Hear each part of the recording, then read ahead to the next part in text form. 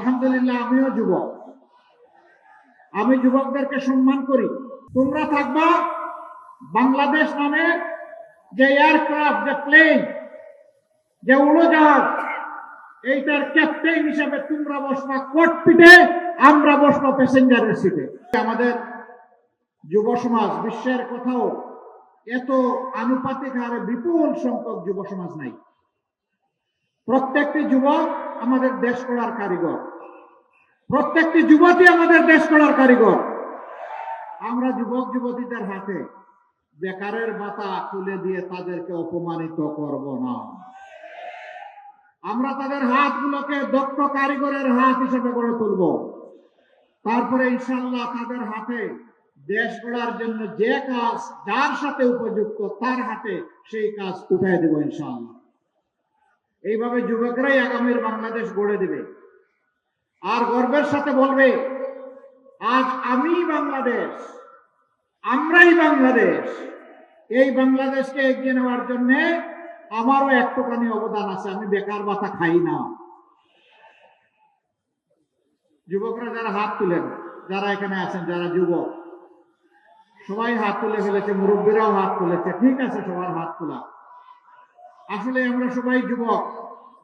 আলহামদুলিল্লাহ আমিও যুবক, আমি যুবকদেরকে সম্মান করি।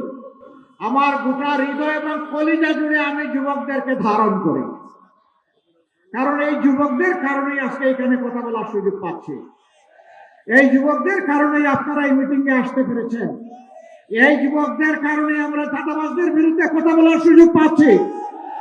এই যুবকদের কারণেই আমরা একটা দুর্নীতিমুক্ত বাংলাদেশ গড়ার স্বপ্ন দেখছি। এই যুবকদের কারণেই সামাজিক ন্যায় বিচার প্রতিষ্ঠা করার আমরা অঙ্গীকার দিচ্ছি।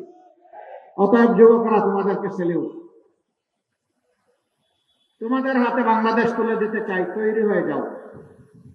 তোমরা থাকবা বাংলাদেশ নামে যে এয়ারক্রাফট, যে প্লেন, যে উড়োজাহাজ, এইটার ক্যাপ্টেন হিসাবে তোমরা বসবা ককপিটে, আমরা বসবো প্যাসেঞ্জারের সিটে। আমরা তোমাদের জন্য দোয়া করব, সঙ্গত সকল সৎ পরামর্শ দেব। আর সেদিন আমরাও খুশি হয়ে গর্বের সাথে বলবো, আমাদেরও একটা যুব সমাজ আছে। আমাদের যুব সমাজকে কেউ মাদক, চোরাচালান, অস্ত্রবাজ, চাঁদাবাজ, দখলদার আমাদের যুব সমাজকে বানাবে, আমরা তা সহ্য করব না। এ সমস্ত কাজে যারা লিপ্ত আছে তারাও আমাদের সন্তান। ওদেরকে আমরা বুকে টেনে নেব, ওদেরকে শিক্ষা দিব, প্রশিক্ষিত করব, ওদের হাতেও সম্মানের কাজ তুলে দিব ইনশাআল্লাহ। সেদিন আর তাদেরকে লজ্জার সাথে এই সমাজে বসবাস করতে হবে না। তারাও সেদিন গর্বের সাথে বসবাস করবে এবং বাংলাদেশকে গড়ে দেওয়ার ক্ষেত্রে তারা অবদান রাখবে ইনশাআল্লাহ।